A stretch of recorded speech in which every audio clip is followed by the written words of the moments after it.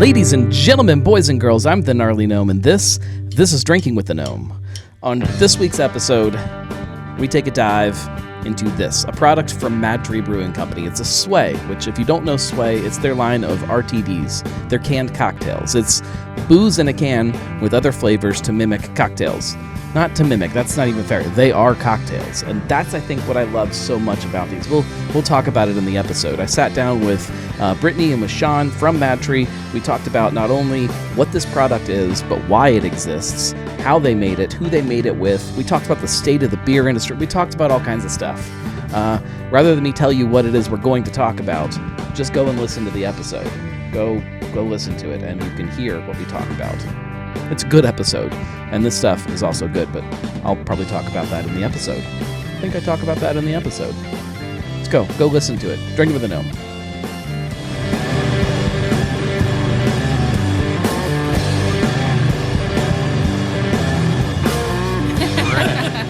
Welcome, guys. Introduce yourselves. Tell people who you are, what you do here at MadTree, and we'll get into it. All right. Whoever wants to start. I'll defer to Brittany. I'm Brittany Frey. I'm the head brewer here at MadTree Brewing. And then I'm Sean Cox, and I'm director of marketing over here. Wonderful. And we are going to talk about a few different things today. I mean, let's start just kind of big kind of surface level. There's been just always things happening at MadTree. What are some fun things that have happened? Not the stuff that we're going to talk about today, which if you're watching the video, you can see it, but just kind of other stuff. What has been going on at MadTree that you're excited about, that you think people would want to know about this place? Yeah, I mean, there's absolutely a lot going on all the time on the beer side. To give a frame of reference, I'm pretty sure we have not sat down at MadTree to do a show since Parks and Rec opened up. Parks and Rec. That's one big thing. Exactly. Parks and Rec opened in February, and it's been a great space. It's about the size of the Oakley Tap Room here, just up in Blue Ash in Summit Park, and it's had a really warm reception up there. And this place continues to be a neighborhood spot. The Oakley Tap Room continues to be a great neighborhood spot. And I don't know, we're happy to be in the neighborhoods that we're in: OTR, Oakley, and Blue Ash. And then maybe something else coming down the pike, Maybe something possibly. coming down the pike. If anybody has recommendations of neighborhoods or places to go. Yeah, just my neighborhood, just around the corner from my house would be really great.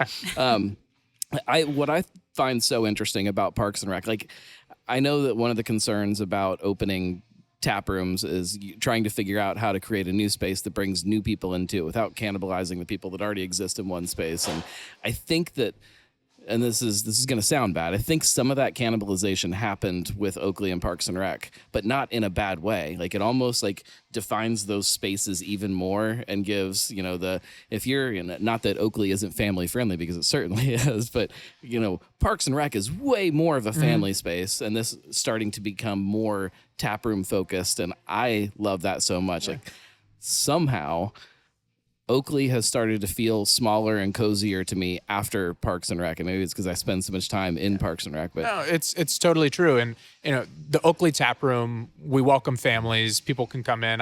I've young kids, and they come and hang out while I enjoy a beverage, eat lunch or dinner. But this place the Oakley Tap Room wasn't built for kids, right? And kids were part of the consideration. Children and the full family was in part of the consideration in opening Parks and Rec. I mean, it's on the doorsteps of Summit Park, and everybody is welcome. And there's softer corners, and there's a playscape up there, and it feels very much a part of the park. And it has helped define, like, in a binary decision, if you're going full tilt family for the afternoon, Parks and Rec is that nice place. And certainly we still see the fair share of families, but it has helped define the space. It has made this space feel a lot smaller, a lot cozier, and it's helped to really set this up as a neighborhood brewery instead of really a catch-all it kind of had turned into for a little bit. When breweries have multiple locations, it's really easy just to kind of try to copy and paste and create the new same thing over and over, which some places do. Some places do that well. Some places it just kind of starts to feel soulless after a while. And that's one of my favorite things about the growth of MadTree, is how each space not only feels different, but then makes the other spaces kind of redefine themselves and start to feel more of what they are. It's such a fun kind of growth to watch, and I love it. Yeah, totally. When we think of our spaces, this place is a backyard or a living room. When we think of Parks and Rec, it is very much a park atmosphere, and then Alcove is a little oasis, just surrounded by downtown and bringing nature in. Everything has that through line of the nature aspect, botanical, tree.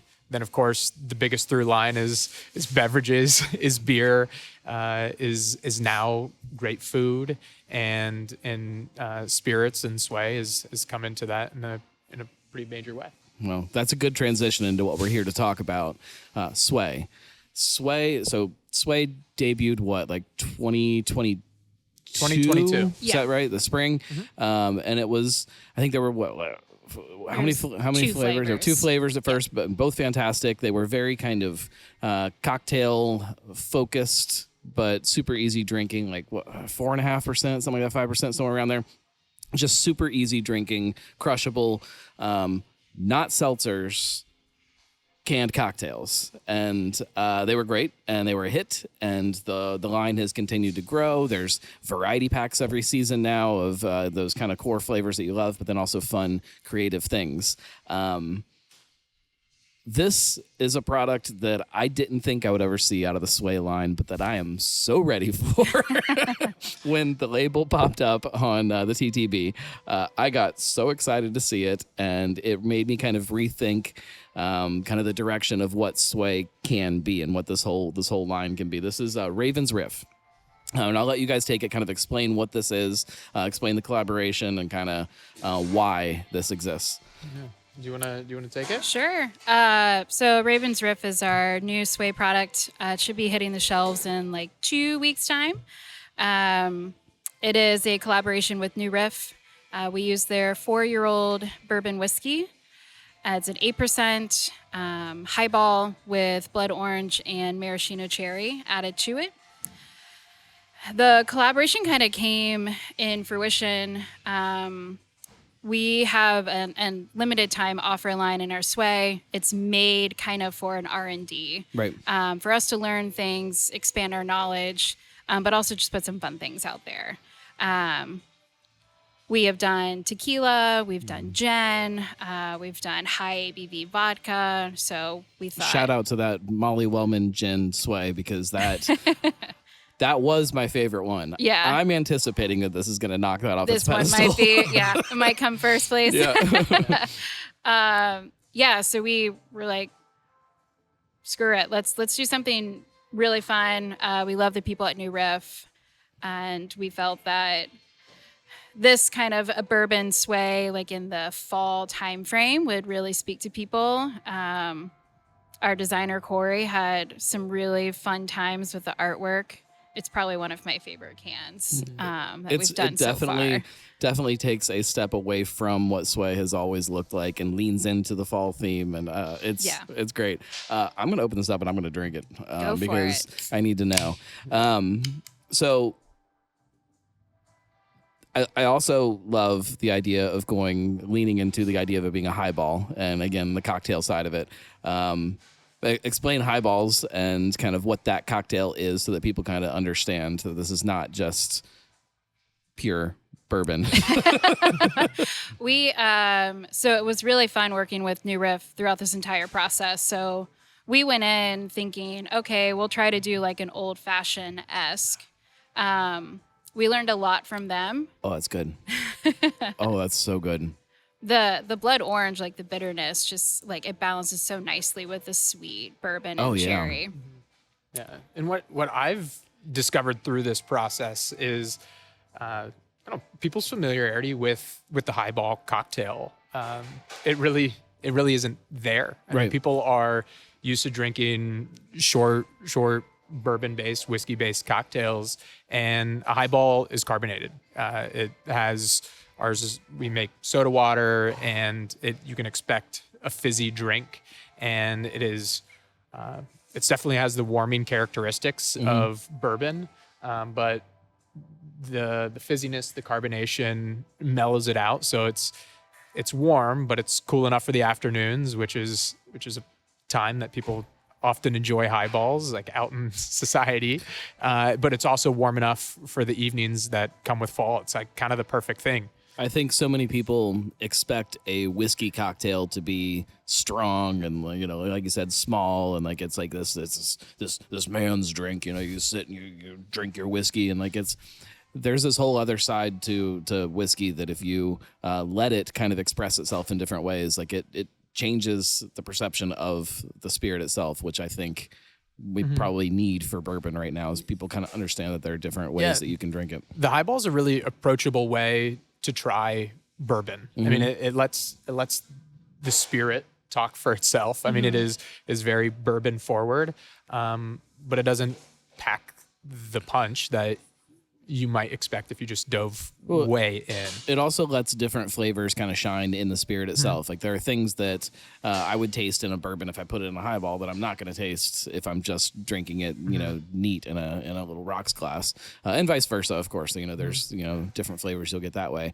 And I wish more people understood that it's okay to experiment and drink your booze in different formats, and you know, you don't feel like you're wasting something if you take a nice bourbon and then throw it over ice and dump some soda water in there. Like, it's okay. Enjoy it how you want to enjoy it. Yeah, it's a cocktail that's existed for 140 years in a really serious way.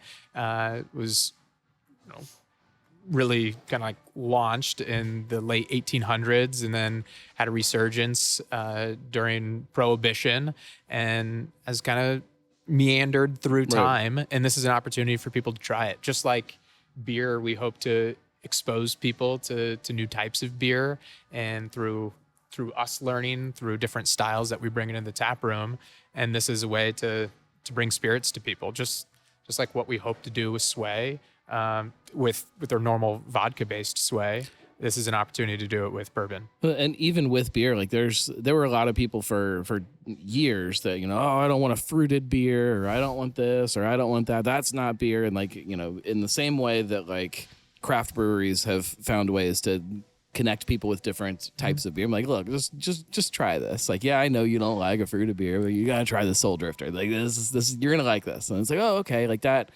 I can get behind that. Like, that is kind of good. And then it's like, okay, well, now try this. And then like it just keeps kind of pushing people into trying new things and kind of rethinking this beverage that they think they know, and they think they know what they like and they don't, and keep experimenting with it. Which that's one thing that I think breweries in particular, versus just a bar, has an opportunity to do is introduce people to new ideas, to new beverages, to try things. When I go up and down the beer aisle in the grocery store, I want to try new things. And that is also why people come to breweries, is to try new things. The beer board has to stay fresh and have seasonality. And Brittany's team has brought this, and the new Riff team has brought this to Sway. How did you guys come up with the flavors you were going to put in here with the blood orange and the cherry? How did that conversation happen? It was, so the whole process of developing it, we were very in tune with New Riff. They came here a couple of times, tasted some things. We went there, tasted some really good whiskey. So we came up with this flavor, it, kind of like where I was alluding to earlier. We all started with, an old-fashioned character. Because we have old fashions in all of our tap rooms. It's something that New Riff does really well. So we kind of started with those flavors. We played around with a few other ideas just after getting some of their tasting notes from their barrel picks. But after tasting a bunch of different flavors mixed with their bourbon, we felt that these two complemented each other well, but really still let the bourbon shine. The whole premise behind this project that we really wanted is the New Riff bourbon to be the prominent character in this product, heightened by the aromatics that the soda water is allowing, and then just complementary with the two flavors in the background. It is like it's a very craft RTD, if that makes sense, because like there's a lot of them out there that just are not, they're not good. Like they're not. It's just like let's pack one flavor into a can. That's what people want, you know. Hey, here's your cherry, and that's it. That's like, as a craft drinker, like I just want more. Like I get that that's not probably the norm right now, that people are just craving one thing because they get confused. And but for me, and I know for a lot of other craft drinkers, like we're just looking to have some kind of experience with the drink. And like this is fantastic. Like this is really, really well done, and something that not only would I put in my cooler, especially if I'm sitting outside by a fire pit or something like that. This is something that I wouldn't feel embarrassed to crack open because there's some tasty things that sometimes I crack them open and I see people look at me and they're like, "What are you drinking, man?" Like, well, it's kind of good. And it's this is just it hits on all different levels. Like it's a really great product. Well, it's fun. I think it's gonna not introduce, but invite bourbon to new parties. I mean, it's to come to a tailgate, to go to the driveway and be a part of that block party, and you don't have to carry a glass around. You can have that experience in the afternoon. It is an afternoon drinker, a fire pit hangout drink, and the highball helps take it there too, right? Which is really fun. So talk about kind of that collaboration with New Riff. I know that I've heard some rumors that there might be some beer side of that collaboration too happening. Yeah. Let's talk about that a little bit. Sure. New Riff has been wonderful to work with. I met Brian Sprance a while ago, but this collaboration kind of allowed our working together go to a whole different level. Right.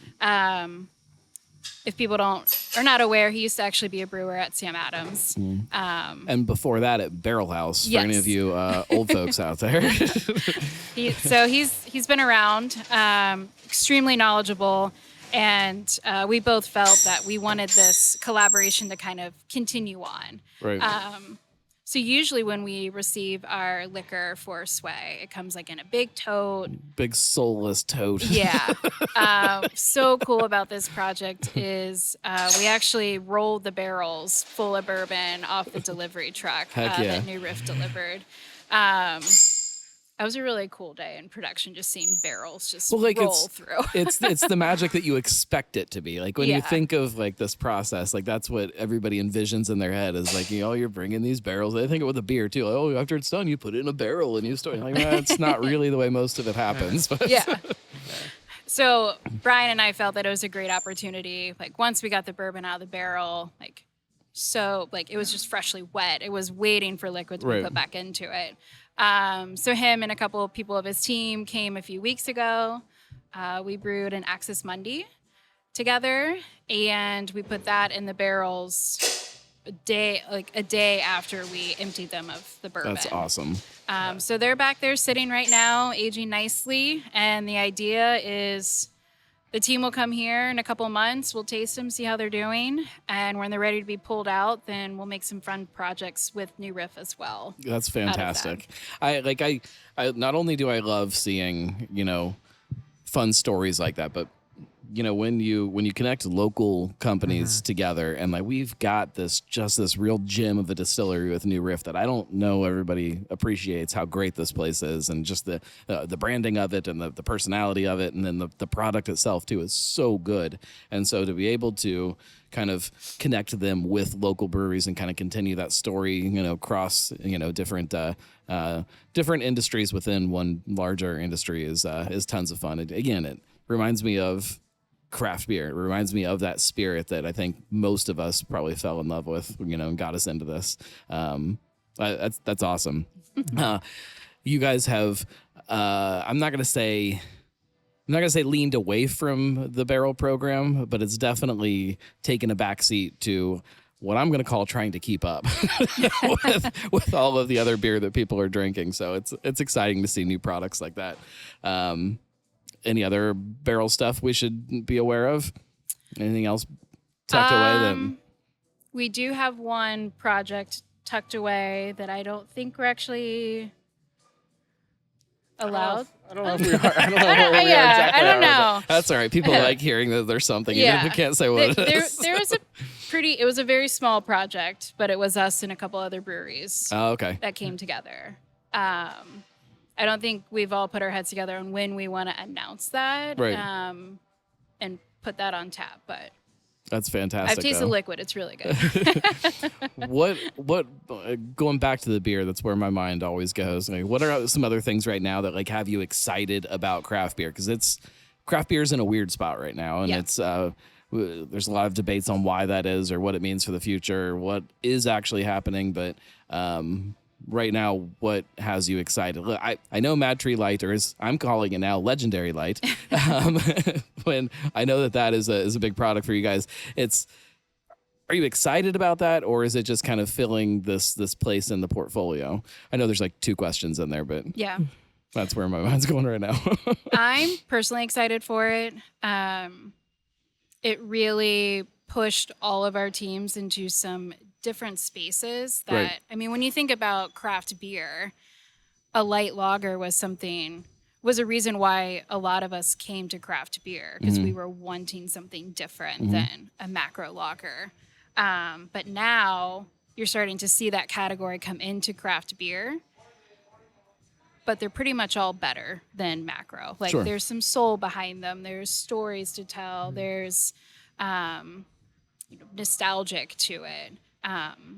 But it still tastes and it's like filling that niche that people are wanting from craft beer. Well, I think the dirty secret for a long time is like craft beer drinkers were drinking their craft beer, and then in the garage fridge or somewhere else, there was still some kind of light lager. It was like, look, I've had 6 Ravens Rift, like I need something else right now. And it's like, okay, let's go light. We've talked a lot about where it fits in, and there are two types of people who drink it, or light lager, and in our spaces, in the craft beer space. And it's the person who has been drinking a few IPAs or a few cocktails, and so they're gonna mid-session and they want to just step down and hang out for a bit on something lower ABV, something a little bit lighter. And then kind of the flip side of that is the macro beer drinker, and they're stepping into this world. So this is a branch to allow people to stay in the craft beverage space and Or to get have into something it. light, or to get into Yeah. it, and to then say, well, I just tried this light beer that didn't come in a blue can, and I'm super interested in maybe trying the other thing up on that beer board. Right. Yeah. It was probably 10 years ago that I was sitting down and we were talking to Dan Listerman about kind of craft beer, and he had this quote. If I pulled the list of quotes from Dan Listerman on the different episodes that he's been on, it's probably very long, but it was that he sees this industry as a forest of Bud Light drinkers that you're going in and just logging. You're just going in and cutting down the trees and bringing them over to craft beer, and like that sticks with me every single time that I'm anywhere and I see somebody with a macro beer in their hand. It's like it's not the beer itself that is the issue, is that they have something in their head that is holding them to that brand. And it's like if you've got a MadTree Light or any other product that is out there that tastes just as good, if not better, and the price is close enough for people, all you have to do is take that can out of their hand and put the new one in there, and they will be fine. And it's like, and then that gets them into that brand family and kind of starts to connect things for them. And in that, I've said over and over, despite what the news likes to write, that there is still plenty of room for craft beer in this market right now, and room for more breweries and more tap rooms and more places and more beer on shelves. If Kroger would get their shit in gear and quit with their macro crap. Well, if there is a need Look, for we love anything, Kroger, I'm sure, but I don't. or a community desire, people still want to get together and connect. And what's the best way to do that? It's a can in the hand, a pint in the hand, and beer, sway, spirits. It gets you there. It's the great connector, and it has been for thousands of years, Right. and it still is to this day. And then what better way to celebrate that with the local brewery, with the local beverage, and whether your spirit came from 6 miles down the road, Right. Across the river in Kentucky, or just right over in our brew house. It's nice to be attached to that. It helps connect you with place and people. How do you guys see the spirit side of what MadTree is kind of growing in the future, or not if that's the case? Does Sway live as like it's just this product line with maybe one or two kind of R&D kind of products that come out seasonally, or does this continue to grow if people are as into spirits as sometimes people say that they are? Yeah. It's definitely a continuous conversation that we have as far as like, where does this brand exist? I think for now, it's definitely continuing to develop new flavors because we definitely see this consumer wanting to continuously try new things. That's why we came out with the FC Sway this past summer or spring, sorry. So yeah, I definitely see right now, at least for next year, continuing to develop flavors, change some out, bring some new ones in, Right. Keep the crowd favorites around, but then continuing this R&D line. We're already developing what we want to do for International Women's Day next year for that Sway product. And then, we'll see how this one does. We'll see how Muletide does. Do those stay around for next year? Do we try something new? Right. Yeah. We want to continue to expand our knowledge with this line, just kind of like how we did with the Tree Search line in our beer. Right. That's what this line is for. Why not distill yourselves? We need a lot more space. The capital from the beginning for a distillery would be pretty astronomical. We also have so many places around here that just do it so well. Why not utilize them and then continue what we're doing well with our beer and other products? It'd be fun. Is there anything you want people to know about MadTree, about the beer side, about the Sway side, about the food side? Is there anything you want people to know that you think that they don't know, or that you guys are super excited about right now? If you haven't been to Alcove or Parks and Rec or the Oakley Tap Room in a while, give it a visit. I think you'd be maybe surprised at some of the updates that we've made outside on the patio or in the kitchen, and on the beer side, cocktail side, Sway side. There's a lot for everybody. Yeah. I think that's one thing that we've tried to do is meet people where they are, still deliver on the beer side of things. But if somebody wants a canned cocktail, they've got an RTD ready for them. If they want to go to a cocktail in a glass, we can also meet them there.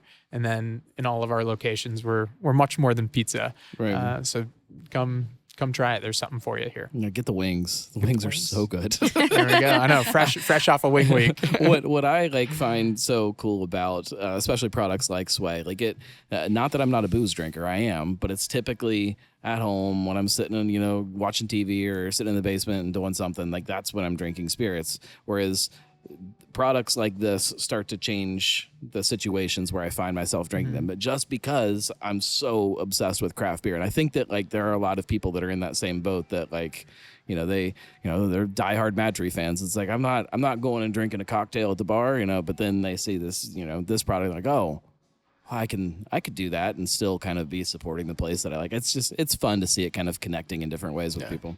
Oh yeah. What about for you? Is there anything you want people to know that you think they don't know, or anything you're super excited about? Or I'm personally really excited about our fall lineup. We have a lot of really cool one-offs coming up. Some trial batches for new product ideas for next year. Cool. So the next couple of months in our taproom spaces, I highly encourage people to come and check out what's on tap. If you want to see fun experimental beers, that exists still at MadTree, despite what you might think. MadTree is not just some factory cranking out the same 3 beers. It still is the MadTree that we've, fallen in love with. And pretty much every time I come in here, there's usually a couple things up there. I'm like, oh crap, now I have to have 3 beers because there's 3 new things. Some really cool stuff. Brittany and her team made significant adjustments to the equipment in the back in the spring to allow us or fall, winter and spring, to allow us to brew smaller and to try a lot of new things and to have variety of products, brewing at a at a faster, lower volume rate to continue to learn, develop, and put some fun beers on the board. Well, it's like sometimes, one product that does well leads into a different product and starts to kind of change the way you're thinking about things. And that was always one of the fun things about craft beers, watching that journey of beers and how they lead to new stuff and like that. There's a lot of places that kind of got away from that and just, stick to the things that they know are going to sit on the shelf at Kroger. And that's just, we're getting to another fun spot in craft beer where it's not about that anymore. It's still important, but it's coming back to the tap room and back to these spaces that are way more fun to hang out in than a Kroger where the robots cut you off in the aisle. I feel like I'm just ragging on Kroger this whole episode, but man. We definitely have learned that there are different types of consumers. There's your taproom spaces consumers, and there's your grocery store chain buyer consumer. We are very intentional about our taproom spaces adapting to what that consumer wants. It's not just our core beers that you find at Kroger. Like, that's where true R&D, experimental, fun things go. We're coming out with a few things that some of my other brewers are writing recipe for, and they want to try with new ingredients that I've never used before. Right. So I was blown away with the Fonio beer when that was out. Yeah. I was blown away by that and just completely sent me down this it was 2 weeks or something that I was just every day obsessing over Fonio and trying to read as much as I could find about it, and there wasn't very much, and then that made it even more fun. Oh, just stuff like that is just it's fun. Yes. I love it. I went down a similar rabbit hole when Brittany was sharing the process and about the ingredient and the sustainable aspects of it, where it comes from. It was really cool. Yeah, it's there's this whole other side that as drinkers sometimes we don't think about because we're just sitting at the bar just drinking something that tastes good. But then one technique or process or ingredient or something that somebody will mention, what is that? And they start to explain it, well, what is that? And he just sends you down this other thing, and it's fun. I mentioned robots at Kroger. You guys have a robot here. And yes. Every time I talk to somebody on a show, I mention that you guys, as of the last time I talked to somebody, have not named the robot. That's a problem, and we need to fix that. You guys need to come up with a name for the robot. I have a theory that if robots don't have names, they get upset, and eventually they will take over and have some kind of robot uprising. So they want to be humanized by having a name? They want to be like everybody else, yeah. And if they aren't, then they will rebel and take over. And I think that he could do some damage if he takes over. He or she. Yeah, he or she. We don't know. It hasn't told us yet. Yeah. Technically doesn't have a name. Okay. But when it does act up, we do yell, "Oh, Kuka!" That's the brand of the robot. So okay. We do yell There's that a out. lot worse things that you could call it. I don't remember what brewery I was at. It was might have been New Belgium or somewhere, and they had this robot that was running while we were on the tour, running full on. It was picking up these kegs and was just picking them up and then putting them over here real fast. And I'm watching him go, and I'm like, oh my god, that's a full keg of beer, and he's just moving it right over there like that. And I'm like, if that robot gets mad at us, we're in trouble. Ours is a little bit more gentler than that one. For now. Yeah. For now. For now. Yeah. It is smooth, and that is the best adjective for it. I've got a 5-year-old at home, and he's really sweet and gentle, and he snuggles with you. And then the next minute, he's got 3 swords, one stuck down the back of his shirt, and 2 in each hand. I thought you were going to say kegs. He's just destroying the house. So you can be real sweet and cuddly and kind at one minute, and the next minute just destroy everything because you don't have a name.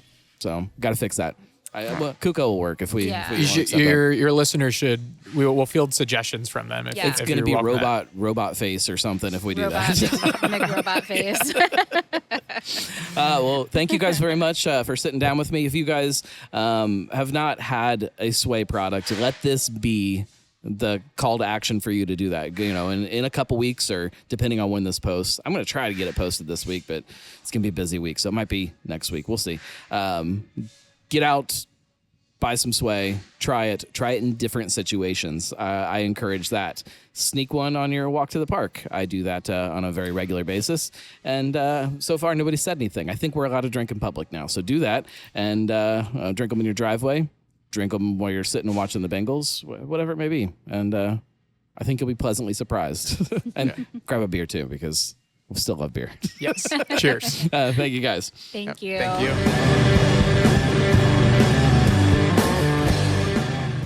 Seriously, I can't thank MadTree, I can't thank Sean and Brittany enough for taking time out of their busy schedules. Look, I know it's tough to try and make these podcasts happen sometimes, so I appreciate it very much. I appreciate you sending me home with a goodie bag. So far, my wife has only stolen 2 of them, I think. I've hidden the rest. I think we're good. I'm going to be drinking on these. In fact, I'm probably going to make a video next week, depending on when you're listening to this.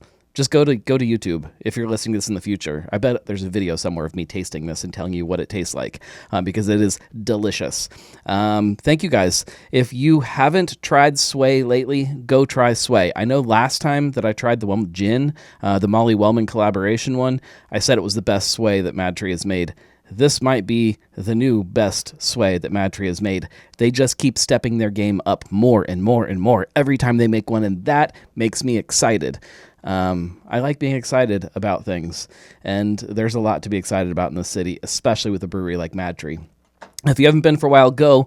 If you haven't had something to drink today, go. Be gnarly, drink local, drink something that makes you happy and makes you excited. We'll see you next time. Drinking with the Gnome.